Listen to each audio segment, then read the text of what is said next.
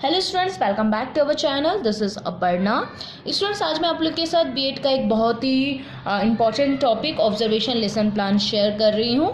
ये जो observation lesson plan होता है ये बीएड में बहुत ही इम्पॉर्टेंट है। जो बीएड के स्टूडेंट होते हैं वो जब क्लास में परफॉर्मेंस दे रहे होते, प्रेजेंटेशन दे रहे होते, तो उनके ही कुछ जो उनके क्लासमेट्स होते हैं वो उनको ऑब्जर्व करते हैं और वो क्लासमेट ऑब्जर्वेशन लेसन प्लान बनाते हैं। वो अपना रिव्यू देते हैं और बताते हैं कि आपका जो प्रेजेंटेशन है वो अच्छा है या आपने सही किया है या नहीं किया है।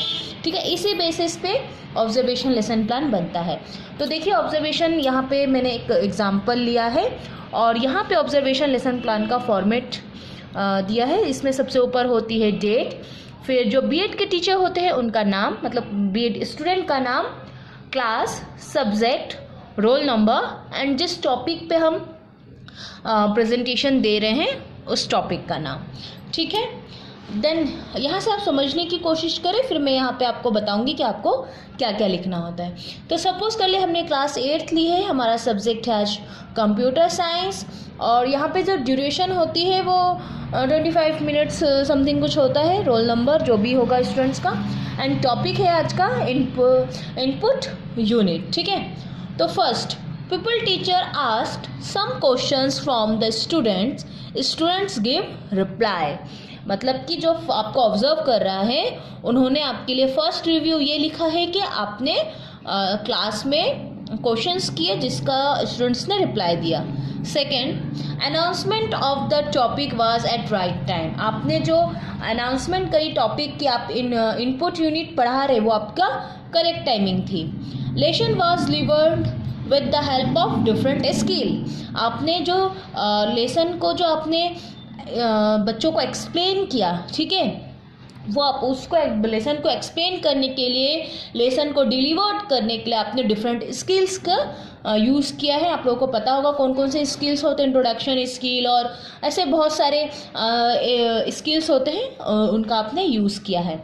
फोर्थ पॉइंट है टीचर वॉज कॉन्फिडेंट। टीचर पढ़ाते वक्त बहुत ही ज़्यादा कॉन्फिडेंट थे, वो नर्वस नहीं थे। Movement was according to the situation.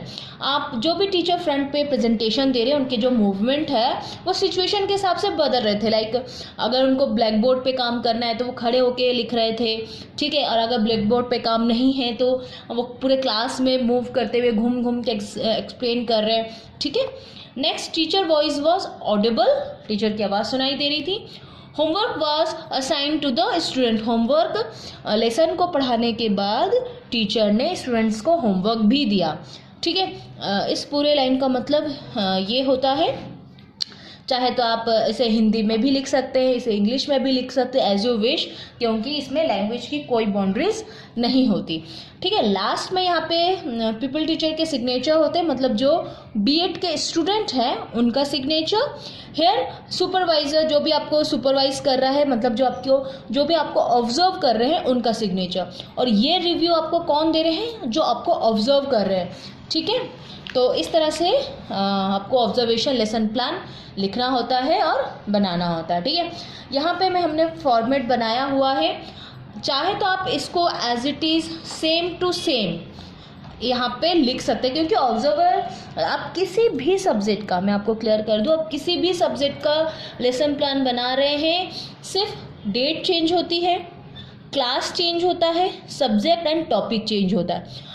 Otherwise ये जो मटेरियल है ये एज इट इज़ होता है। अगर आप हिंदी सब्जेक्ट में बना रहे हैं तो इसको हिंदी में लिख लीजिए।